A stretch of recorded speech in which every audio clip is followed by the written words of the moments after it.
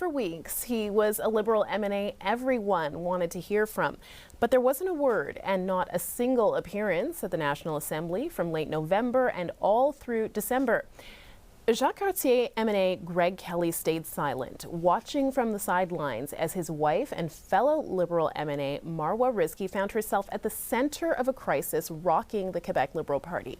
Rizqy was kicked out of the Liberal caucus after firing her chief of staff, Geneviève Hintz, a close associate of former Liberal leader Pablo Rodriguez. It was followed by a series of allegations of a cash for votes scheme during Rodriguez's leadership run. Rodriguez denied any wrongdoing, but the scandal forced him to resign. There are now a series of investigations underway, a lawsuit, a counter lawsuit, and now a new leadership race.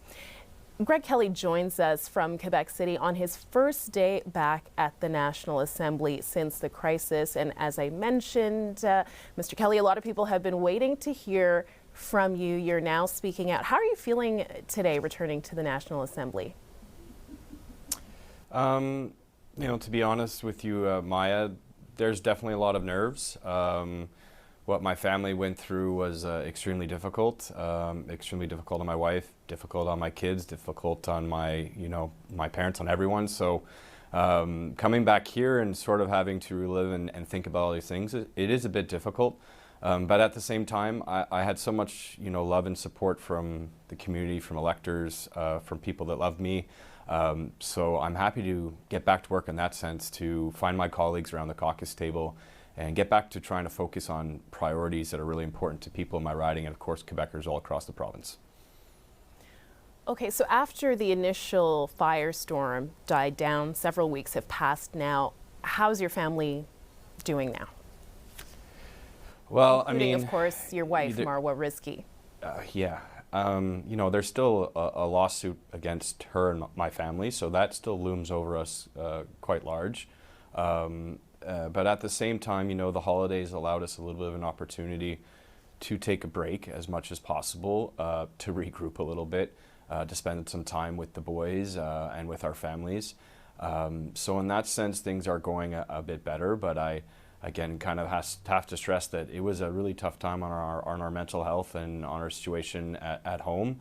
I was in my wife's corner all along throughout that process and just doing my best to focus on, being there for her and for my family. So in that sense, we're doing better. And again, we were so lucky that wherever we went across Montreal, whether it was at the Biodome or just at the Metro, we had people coming up giving, Marwah hugs of support, encouraging words for myself. So we felt that support from the ground up, which was really, really appreciated. And thank you to everyone who did do that, because it really helped us get through a very difficult period in our lives.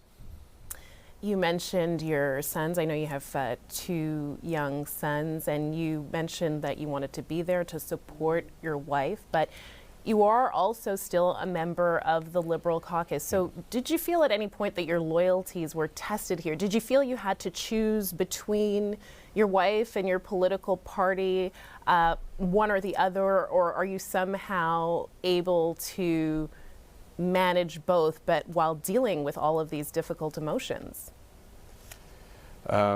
For me, the choice was clear. I was in the corner of my wife's, and I always will be. Family before anything, family before politics for sure. But there's no doubt, of course, you feel a bit of not really divided loyalties, but a sense of duty. It's an absolute privilege, Maya, to represent the people of Jacques-Cartier, and I know I have a duty to them and to serve them to the best of my abilities. But of course, what we were going through was impossible for me to go sit around the caucus table at that point in time. And I did think about one time, should I just quit? Should I just go to Twitter, go to X and say I'm out, I'm resigning? But what I did hear on the ground from my constituents, people were just telling me, Greg, this will pass, and we want you to go back to Quebec City and continuing doing the good work that you do. So I heard that message pretty loud and clear, but I also think it's important to point out that I had a lot of friends around that caucus table, the Liberal caucus table, that reached out to me not as a colleague, but as a friend, just make sure see how I was doing, and that was really appreciated too, to know that I had a lot of love and support from the Enrico Cicconis, André Fortin, the Marc Tanguay, Philomena Roti, those people of the world, just to mention a few, Desiree McGrath, Liz Prass. There's so many people I could list off that took the time to make sure I was doing okay. That also, reminded me that there's good people around that table that I want to get back to work with at one point in time. But yeah, no doubt that I was always in the corner of my wife's, who is just, a person who's ethical, has lots of integrity. So in that sense, the choice is pretty clear for me. It's interesting you've named a number of your colleagues, but I should point out that during this whole crisis, there were a number of unnamed colleagues, people who spoke to the media anonymously, who spoke out against your wife, Marwah Rizqy, and essentially accused her of being responsible for ruining the Liberal Party's chances of returning to power in an election year, just as the party was starting to gain some momentum in the polls. So how do you deal with knowing that there are some of those colleagues sitting around that same caucus table? I'd invite them to come have a private conversation with me if they ever want to do that. If not, it's part of politics. It's a rough game, it can be a dirty game. All I know is that Marwah always made herself available to her colleagues, to take phone calls, to work on dossiers, and I always saw her as a supportive colleague. But besides that, you kind of just turn the page, Maya, and you get back to work. I do want to, continue to push the Liberal cause forward. The Parti Québécois surging in the polls is not good for our province, not good for Canada. I think the CAQ has quite a bilan that has been disastrous. So, there's a lot of work we have to do here in Quebec City, and I'll get back to work with my colleagues on making sure that we put a Liberal team front and center that does its best and is the real, true alternative to governing from all the opposition parties who are at the National Assembly right now. And the person that you believe will be able to lead the way is Charles Milliard, the front-runner in the Liberal leadership race. You've come out in support of him. What do you think he can do to turn the party around?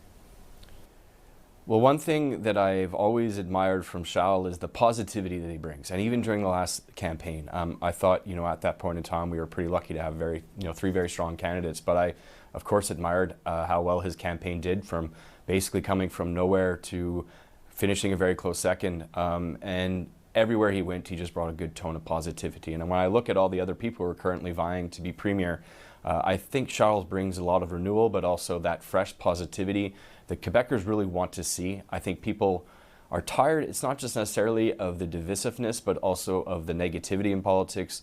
And Charles is at least trying to bring a refreshing tone to all that. So I admire that. I also, the fact that he spoke a lot about healthcare during his last leadership race, and still is doing that today, to talk about access to frontline services. He seems to have a lot of ideas that I really think can turn the Liberal ship around. We're still sitting at second place in the polls, but ideally going into the next couple of months, we would like to close that gap with the Parti Québécois, because that will only help our chances of potentially becoming the next government. So a lot of work in front of us, and I'm happy to support Charles Milliard. I truly think he's the right choice that will lead us to victory in 2026. Now, we know already that your wife, Marwah Rizqy, is not planning to run again, and this is something that she had announced long before this crisis, to spend more time with your two young sons. But do you think she should be welcomed back into the caucus for the rest of her mandate? I do. I want her to come back to caucus for sure, but I will let the next leader decide that, because if he wins? I think that, again, I'm going to leave that in Charles' hands. I know at some point in time he's going to sit down and talk with Marwah, but for now, my position, it's pretty obvious too, Maya, that I want my wife to come back to the caucus table to sit next to me. It's a bit of a no-brainer, and I think my colleagues all know where I sit on that. But I'll leave that in the hands of Charles to make that decision. And I think it would be for the best, and that's something that he knows that I've already expressed to him. So he's well aware I sit on this issue. Okay, and you plan to run again in the upcoming election? If I have the privilege to be given the green light to represent the people of Jacques-Cartier one more time, I would be very happy to do so. And I'm preparing for it with my riding association of some very keen and eager volunteers. So I'm good to go, and I'm ready to go. All right, Greg Kelley, Jacques-Cartier Liberal MNA, we appreciate your time today, and bon retour, as they say at the National Assembly today. Thanks for having me on air, Maya.